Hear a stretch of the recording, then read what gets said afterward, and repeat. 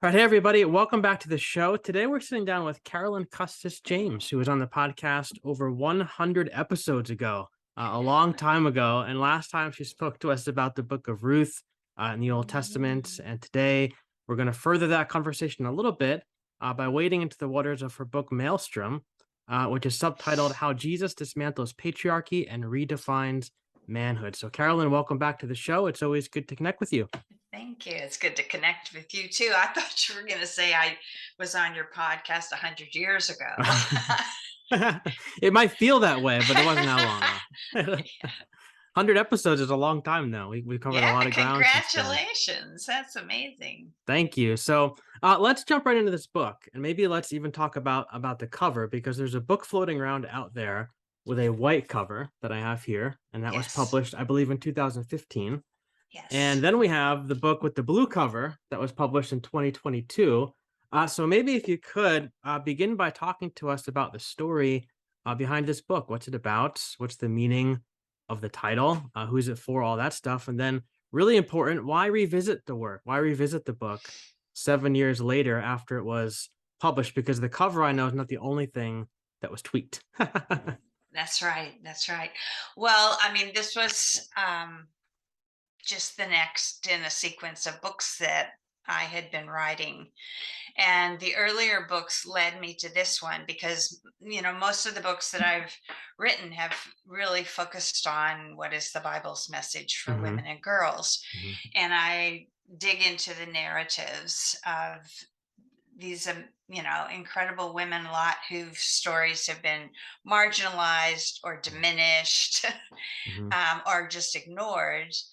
And in the process, I was encountering these men in their stories that often get overlooked, but there was something so different about them. Hmm. And um, the transformation that was taking place in their lives because of how God was working, how the interaction with the women in their Hmm. stories, or one particular woman, was impacting them, and that these were men who are typically pushed aside or ignored, um, and especially in discussions about masculinity. Yeah.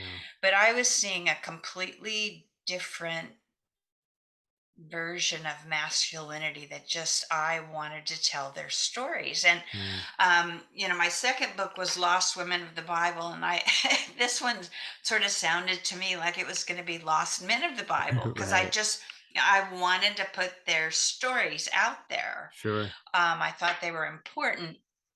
At the same time, there was so much going on in the culture and on always the debate about masculinity, Mhm. and I was deeply troubled by what experts were saying about ISIS at the time, Mm. because that at the time that was the biggest Yeah, the big threat. story. Yeah. Yeah. And what was happening was that there were young American men Mhm. and European men who were being drawn to ISIS. Mm.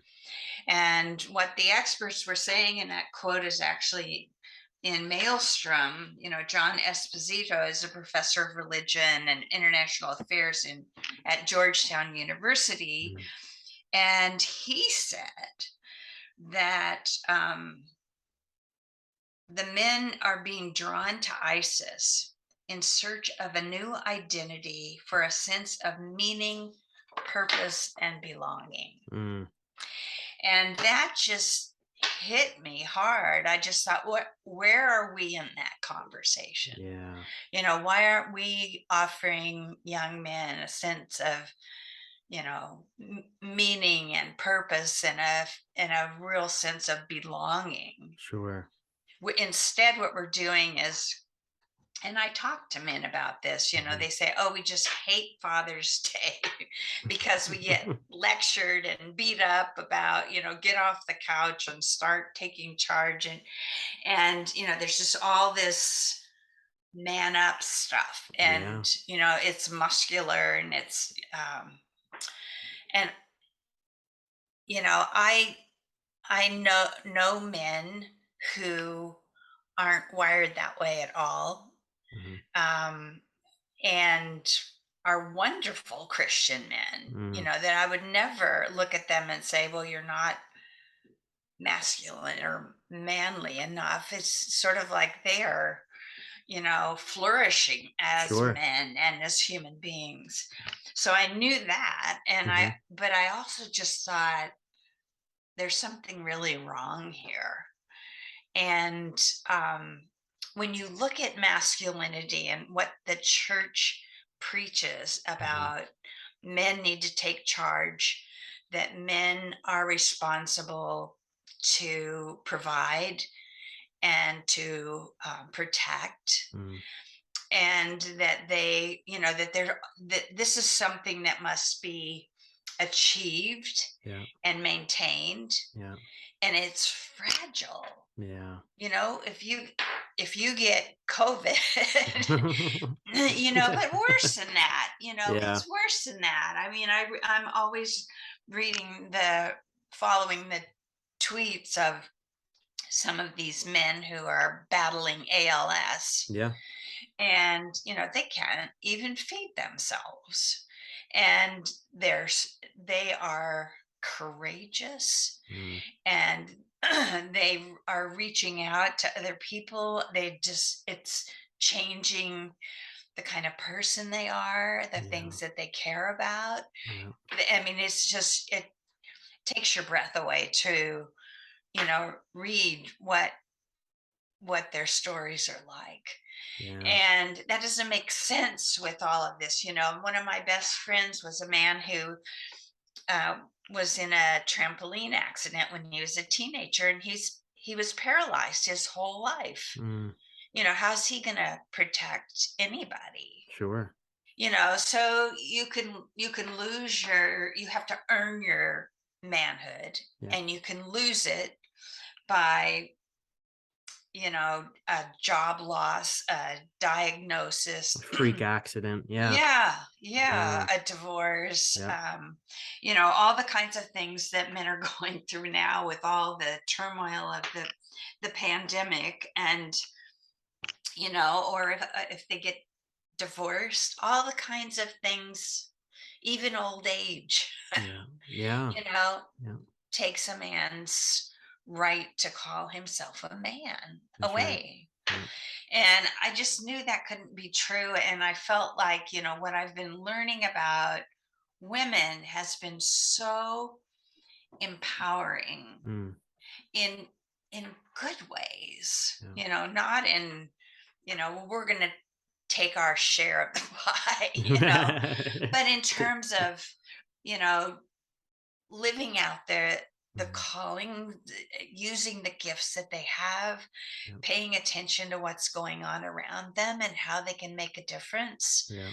And I see men doing that too, but that's not acknowledged in the church. Yeah. So it sent me on a quest to write these, about these men, and they're the ones who led me to look at patriarchy again.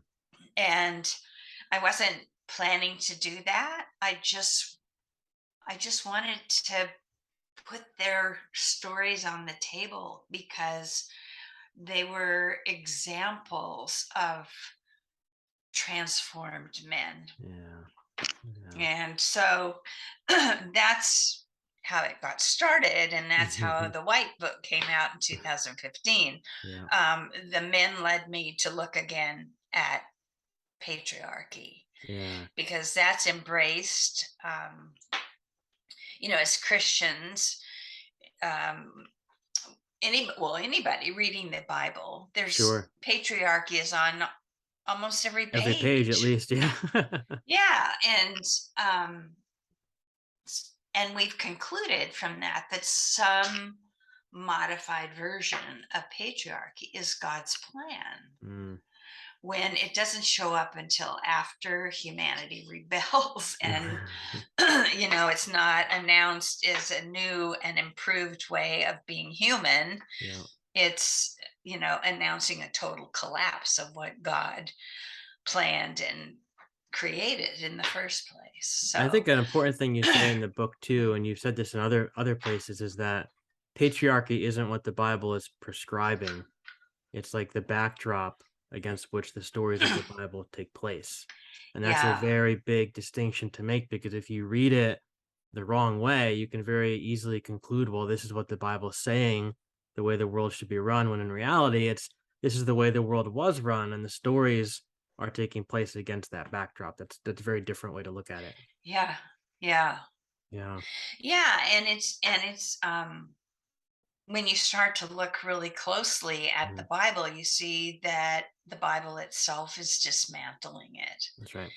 So that's what, and the word maelstrom is a play on words Mhm. of those maelstroms, those swirling whirlpools in the open seas Mhm. that, are legendary in stories for, you know, pulling a sea vessel or a Yeah. fishing vessel down into its depths. And Mhm. so they're deadly.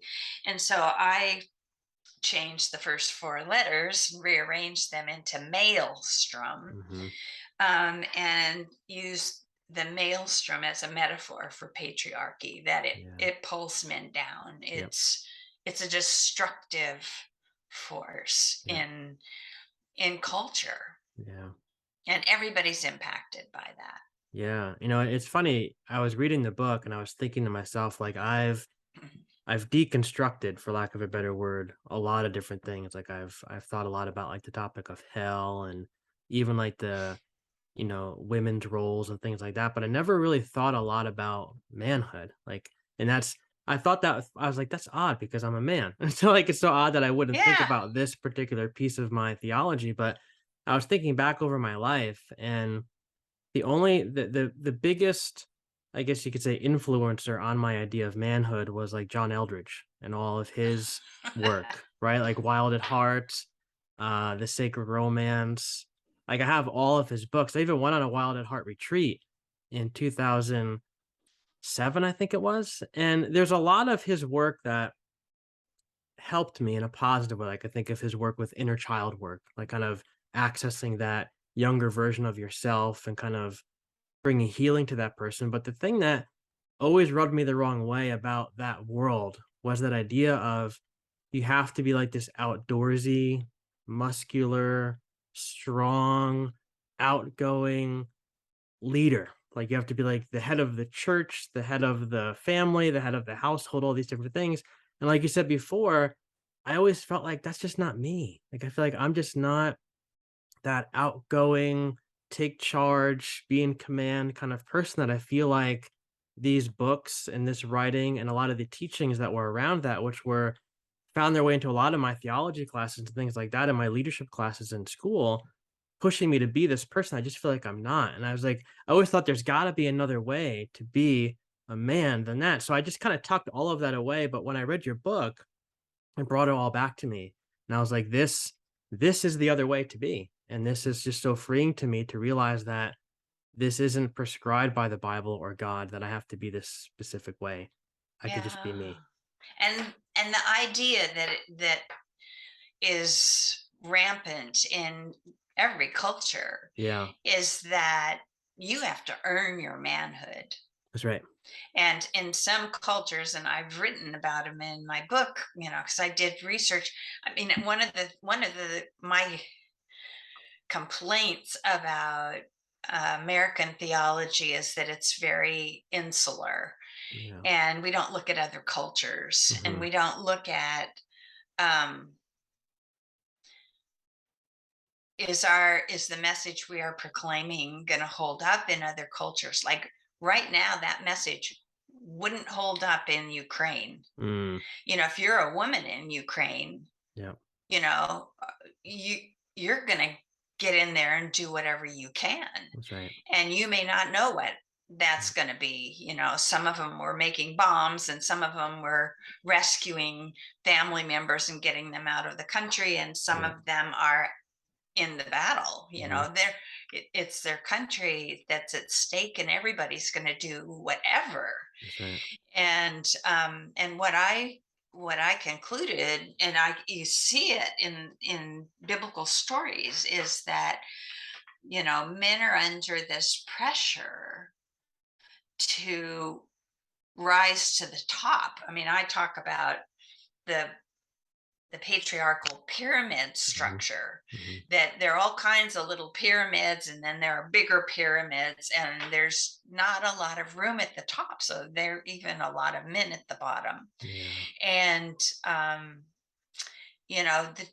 the top is not a secure place. Yeah, as we know all too well, you Yeah. can think you're at the top, and all of a sudden you're not anymore. Somebody else is there. Yeah. So, it's a vision of manhood that has to be earned, and then it has to be maintained, and it's impossible to Yeah. maintain. Yeah. That's right. So it's not, and the masculinity, the manhood that is entrusted to God's sons is a birthright, Mm. and you can't lose it. Mm. And that was, you can ignore it, you can abuse it, you can defile it by how you live your life, Yeah. but it's a fact about you that you are created in God's It's image. who you and are. Yeah. mm, Yeah. and that comes with real responsibility and real significance, and um, real belonging and Mm. meaning and purpose. It brings all of that into place, and um, I think it makes it impossible to live an insignificant life, Mm. and you never know how God may be using you. That's the beauty of the book of Ruth, that I just love, that Ruth, Naomi, and Boaz were advancing God's purposes for the world, and Yeah. they just thought they were taking care of a family Mm. crisis, and so Yeah. you don't even know how God That's right. will use you or has used you. And there are a lot of people who've impacted our stories Mhm. that we've never told, That's right. so That's right. it's That's so good. subversive how it Yeah. happens. Yeah, It definitely. is. Yeah, I yeah, mean, 100%. you don't know who you're reaching through your podcast. You don't know what conversations happen between somebody who listened to you and Yeah, somebody who didn't. that's right. So it's Yeah, bigger than we imagine. that's right. I love that idea of, that manhood can't be taken from you. And I think that's something that I think was wired into me growing up, was that you have to earn your manhood by doing certain things, by behaving a certain way, by achieving certain results, and then you kind of become a man. You're like initiated into adulthood and manhood. But you bring out this idea, especially in the beginning of the book, that it's wired into who you are. And so I was wondering if we could spend a little bit of time in the opening chapters of Genesis and kind of drill into that a little bit, because I feel like these chapters of scripture carry a lot of baggage for a lot of people, particularly people who, like myself, were brought up in a very conservative setting where, men and women have these different roles, and men are leading and in control, and women are kind of supporting and cheering on and more, limited in their authority. Like in church, the men are preaching and the women are in fellowship hall helping with the potluck, the potluck dinner. Like that was my world growing up. Yeah. And as a result of coming up in that world, like I think I just came to read the opening chapters of Genesis through a very specific lens of my experience, and was given some unhelpful takeaways. So, chapter one of your book is all about of Genesis 1 through 3. So, I don't want you to give away all of the bits of wisdom, but I was wondering if you could sort of maybe take us through those 3 chapters, and your chapter of the book, because it does a fantastic job, I think, of reframing that story in a way that really helps men understand that they are created in God's image, and that's something that can't be taken from, not something they have to earn. It's something about who we are. Yeah, and it's way more than you're not a plant or an animal, which is usually what we do. We say, human beings are made in the image of God, and that means that we're a higher life form or Hmm. something.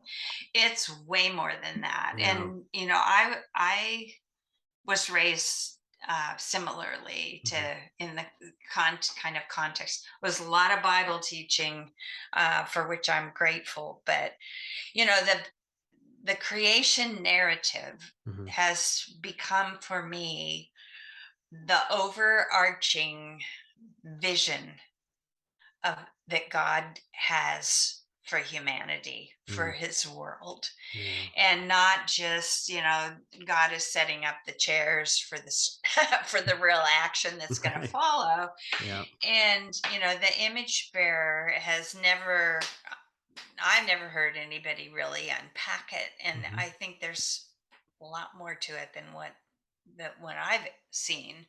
Sure. But for God to say that he wants to create human beings in his image and likeness Mhm. means that he has created us with profound value and meaning, Mm. that we are to be reflections of his character. Mm. And I say in the book that we participate in divine revelation. People are supposed to find out what God is like by rubbing shoulders with us. Yeah. So, we have the first task of human beings is to know the God who created them Mm.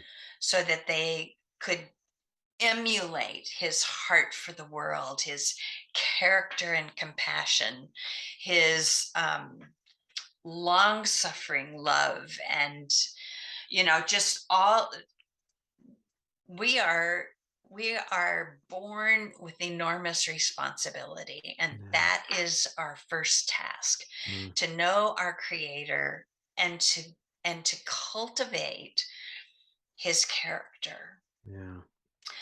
And it means that we are agents in the world. He puts responsibility on the shoulders of human beings to look after things on his Mhm. behalf, Mhm. to steward the earth's resources, to cultivate and develop and explore, all the things that human beings have done over the centuries Mm.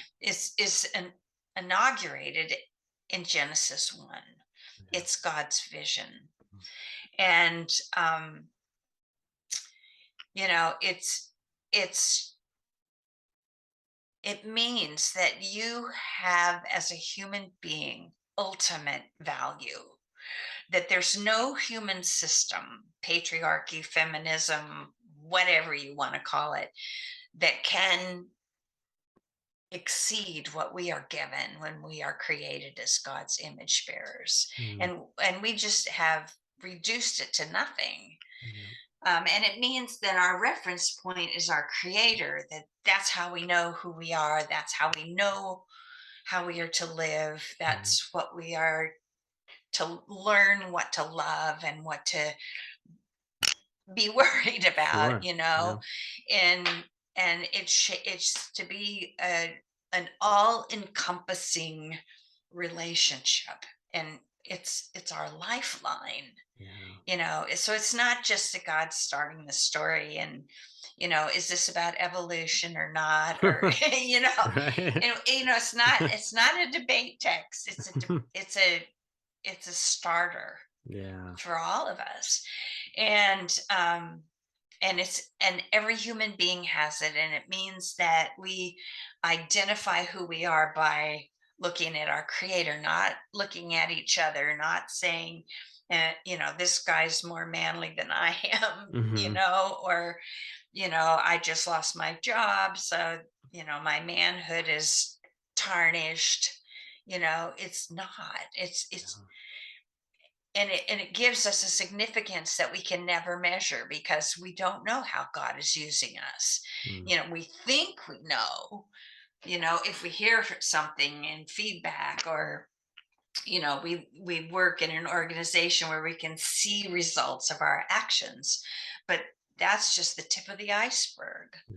Yeah. We don't know how God is using us, and we don't acknowledge everybody who's help change our stories. Yeah. Um, so that's big. And now patriarchy gives us a horizontal reference point.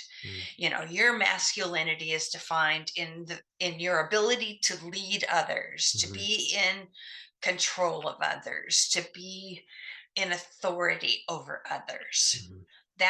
And so if you lose any of that, it diminishes who you are. But Yeah. nothing can diminish. Somebody can be abusing another human being.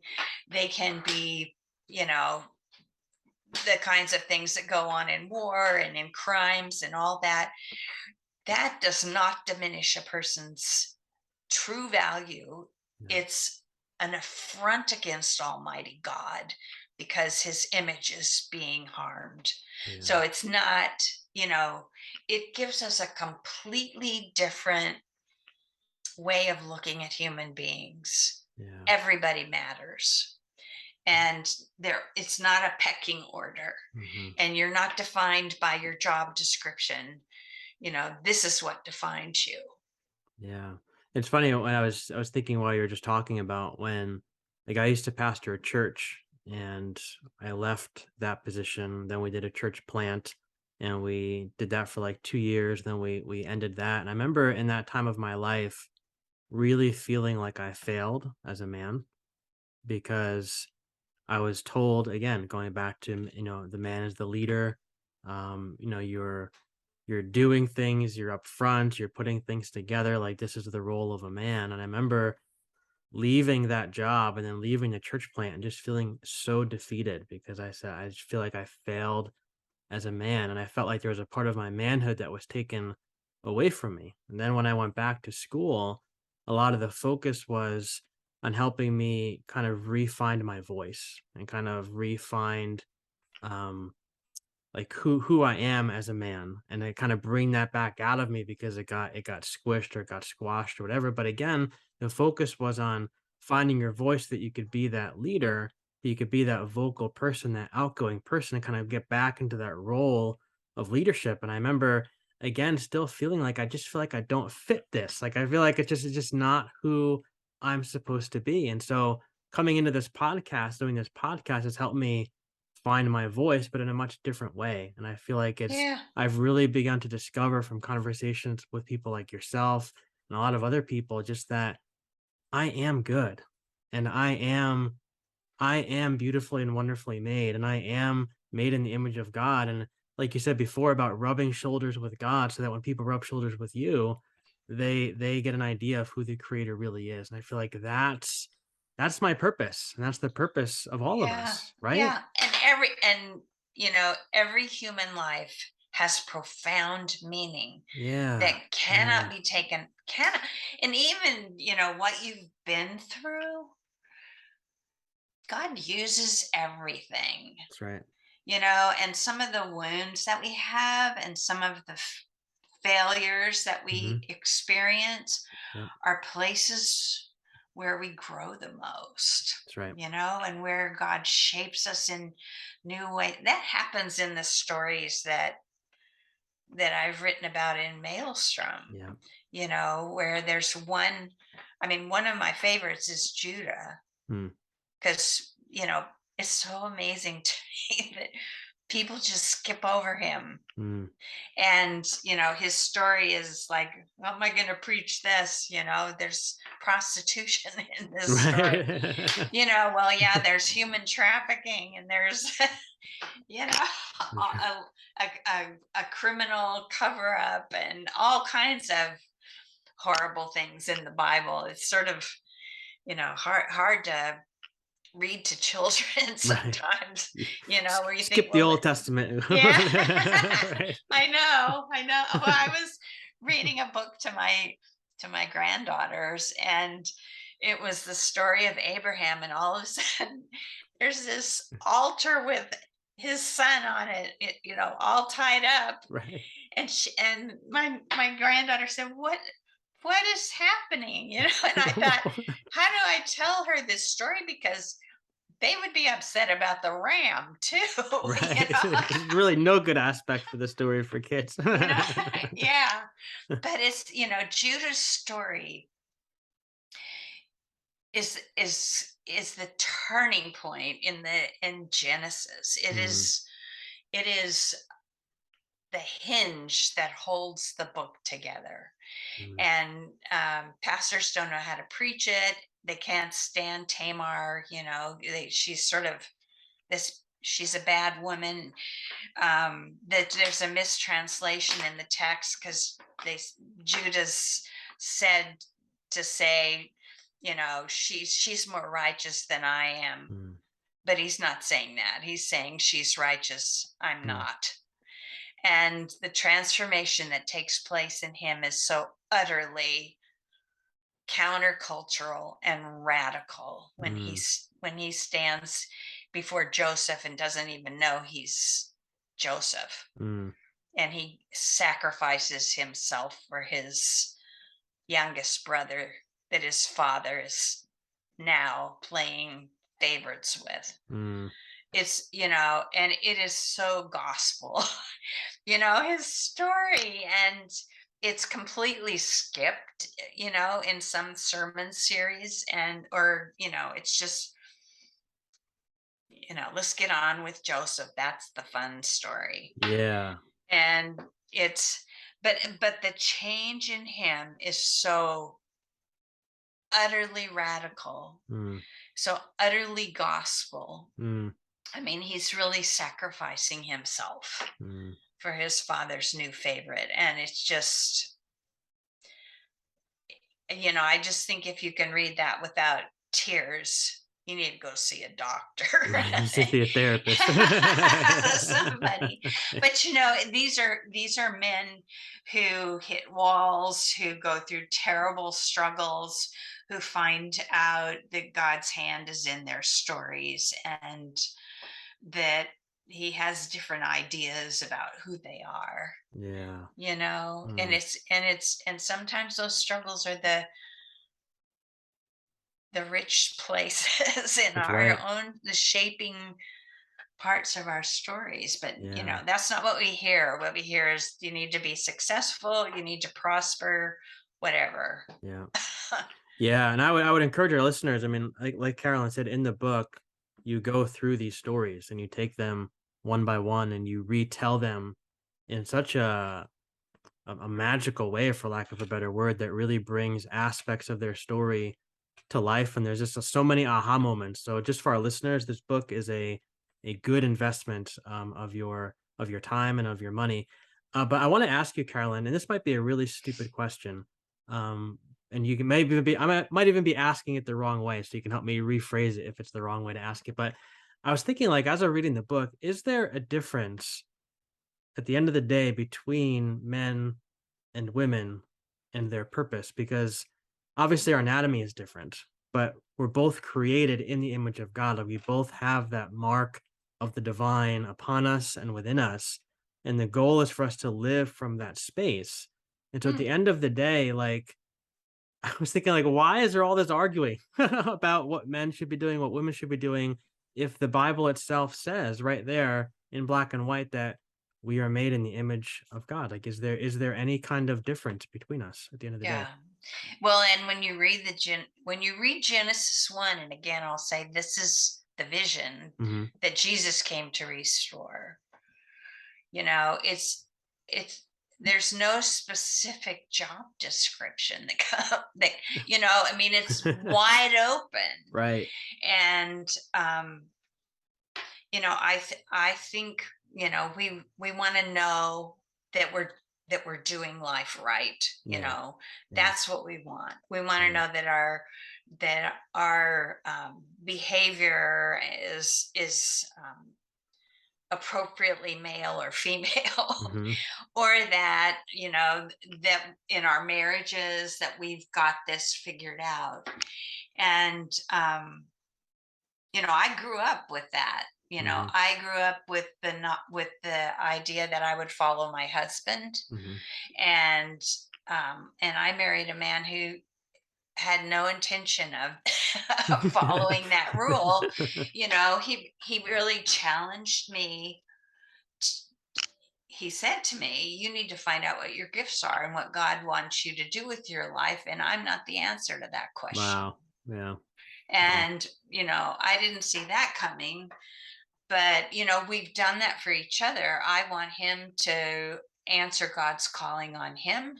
Yeah. And I want to do anything I can to facilitate that. But Mm. he does that for me. And, I think we're all individuals and God Mm. has a calling on each of us.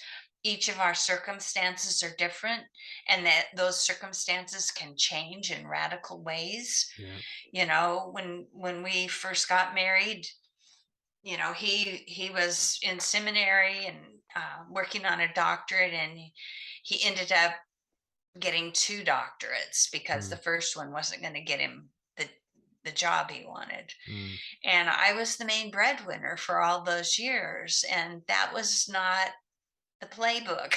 It wasn't. And it Right. was, but it was like, yes, but this is how God is calling us. Yeah. And it was amazing. Mm. It was amazing for both of us. It was. Mm. And it's you want others around you to fulfill their potential, and none of us can define that for somebody else. And I don't think I don't worry about that. you know Yeah. okay, you have a daughter, therefore she should be taught XYZ. Your daughter could end up being a top surgeon, Yeah.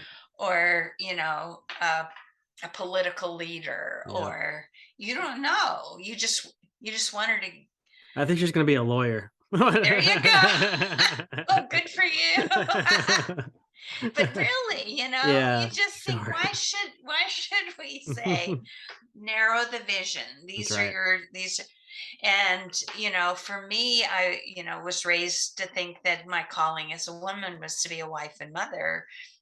I had 10 years of singleness after college where Yeah. I really struggled with all of that. And I thought, you know what? This game plan isn't something I can do. I have Yeah. to get out there and, you know, take care of myself, get a job. And, it was, I do think that we put constraints, and we stifle development and flourishing Yep. by saying, here are the rules for you as a man, That's right. or here are the rules for you as a woman, instead of saying, what is in front of you? Yeah. Like I said, what are you doing if you're in Ukraine? Yeah. Are you saying, well, I'm a woman and I need somebody to take care of me? It's like, no, we all need to take care of each other and do Yeah. whatever we can do. Yeah. And I think that's what being the image bearer is. It's like, what's in front of you? Everywhere you are is a front line for God's kingdom, Mm. and you're the only one there.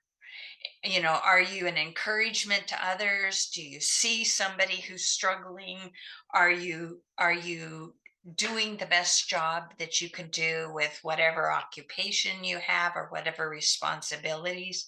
The home is a front line, studies are a front line, Yeah. the workplace is a front line. Mm. Everything for God's image bearer is a front line, That's right. and everything matters. Mm. And I think sometimes our value system is totally skewed. That the Bible uses a child here and there to do something that advances God's purposes. Sometimes Mm. he uses an invalid or a widow, or a Yeah. slave, or somebody who's on the bottom of the heap, Mm. humanly speaking, but is God's point person. Look at Ruth.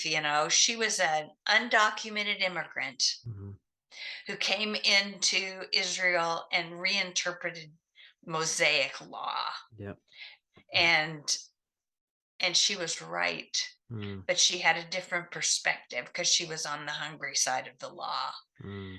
And Boaz learned from her, and he became a better man, one of the best. He gets a chapter in Maelstrom. He's one of my favorites. And Mm. these men are awesome, but they don't follow the macho rules. And um they embody a gospel Jesus brand of masculinity. That's right. So It's so good. Yeah, I was thinking about while you're talking, thinking about just my relationship with my wife and how it's evolved over time. Before we got married, we're been married 12 years. Yeah, 12 years in October. And when we started dating, I was going to be a pastor and like that was the thing. And she was in school to study youth ministry. And, she wanted to be she was going to be the pastor's wife. That was the role, that we both understood, like she was gonna be my helper, she gonna be my partner, and I was gonna be the head of the household and all this different stuff. And for a while, that's the way that it was. And then things evolved, and we both, rethought a lot of things. And now we're in this place where I told you before we hit record that she started cosmetology school yesterday, and because it's something she's always wanted to do. And we have a 5-year-old who's in kindergarten, and a year ago I quit my job, and she encouraged me to do my podcast and to do some social media things. And she said, "That's your gift. Just what you do. Like, go and do it, and I'll support you any way I can." And now we've kind of turned the tables this year. And I said, "You've always wanted to do this. And so you need to go and do it. And I'll take care of things as best as I can, here and juggle the things I got to juggle. And we're just going to make it work. Like, we're supporting each other's dreams, and we're both image bearers, of God. And we're both going to go into the world and do the thing we do and hope that that models something good for Jordan, our daughter, so that she sees mommy and daddy pursuing their dreams and their goals and supporting each other. And that's a good thing to do." yeah, and I think that's how God means for things to work, Yeah. in Yeah. marriage, in the church, that we need each other That's and right. that we should help each other, that we That's right. should be, instead of, comparing ourselves to others and trying to, be better than than That- they are or something, that we want them to be better and That's we right. want them to flourish. And what kind of world would that be? Yeah. To say, I this person needs to be encouraged. How can I encourage them? Yeah. That's right. Yeah. Yeah. Well, Carolyn, I could talk to you all day. I feel like I almost forgot we were recording. We were really into it. But thank you so much for taking the time to join me. This has been a lot of fun. Yeah. Well, and one of the things we didn't mention is why this new Oh version yeah. of Why don't you give us that so give me a PSer. Yeah. Throw that into the mix. What's up with this new Yes, book? Yeah. okay. So what happened was everybody was reading Jesus and John Wayne, which was Professor Kristen Dumais' um, research into masculinity in the American Evangelical That book Church. caused a stir. Yeah, and I was already up to my eyeballs in concern about the abuse situation, and she was documenting the abuse, that the clergy abuse that was happening Yep. in the evangelical church. And I read her book, which I'm sure you've had her on. I haven't yet. She's on the Oh, list. yeah. Well, it is really an important book. Hmm. And, it's the truth.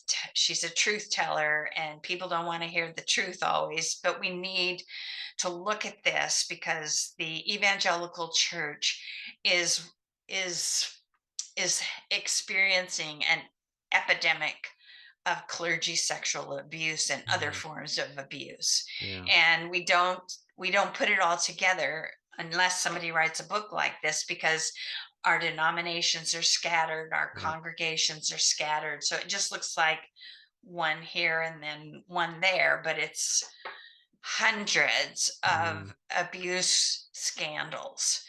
yeah. And she's exposing that and Yeah. making the case that we have a serious problem. And when you finish reading the book, you're asking, so where do we go if the masculinity we're hearing about in the church isn't isn't the Bible's Yeah. message? Now what? Yeah. Yeah, and so I contacted her and I said, I'd like to send you a copy of my book, Maelstrom, because Maelstrom answers the question, what's next? What if it's not patriarchy, what is it? And how do we know it's not patriarchy? Because there's patriarchy on every page of the Bible. Yeah. And she wrote me back and said that she had hoped to write a chapter that would include Maelstrom and also Nate Pyle's book Man Enough, which is an excellent book. But her editor didn't think it was appropriate for the audience that they were reaching, and so so then I thought, well, okay, I'm not giving up on this. So I asked her if she would write a new foreword to the book, and she did, and it's amazing. And I wrote a new preface and a new postscript to the book, and everything else is the same. But anyway, my publisher agreed to do that, and that's what we have.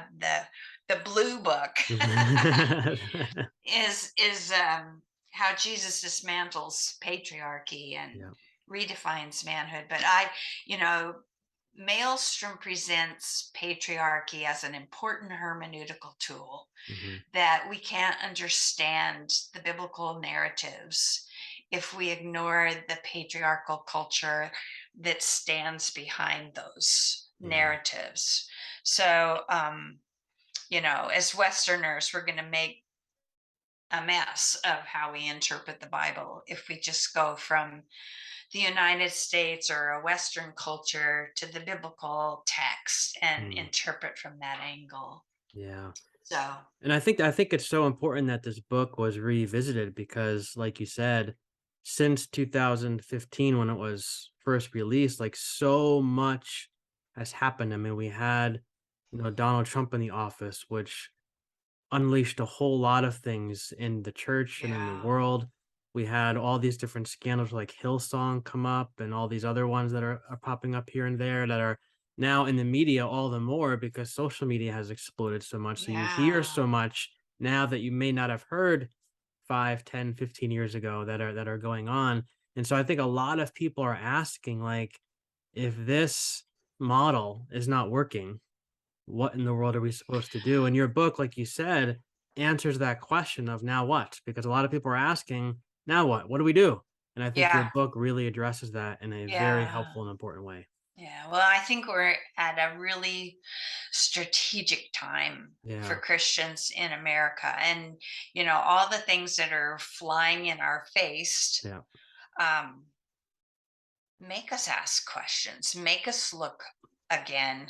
You talk about deconstructing, but, everybody is a learner. That's right. And we all have wrong convictions, wrong assumptions, wrong conclusions. And, we're going to all find out we were wrong about some things and we need to correct course. That's what we're called to. Yeah. Yeah. So I was reading the story of Nicodemus the other day and just thinking about that whole call of Jesus to be born again. Like, here's this guy who thinks he knows everything. He's got all the answers about how life and everything is supposed to work. And Jesus is like, no, no, no. You got to be born again. And I think that's a call for all of us, is to be born again in our thinking and our understanding and how we move and how we dwell in the world. And I think that, like we said, your book just about recalling the image of God that we're made in is really what I mean, if you can recall that and be born again into that, I mean, so much, if we could all tap into that, so much could change. Yeah. And we have Jesus as the perfect, the model, imago Dei, That's and right. he gets pushed aside. Right. Bring him back. Bring him back. Bring him back in. Come on, Jesus, take a seat at the table. Well, Carolyn, thank you so much. Where can people go to find you online? Any website you want to point us to, or any social My media? website is CarolynCustisJames.com. Easy. Yeah. Easy. Well, I'll put that in the show notes, and we'll do this again because I think we could talk about more things. Good. Would love to. Thank you, Carolyn. Thank you.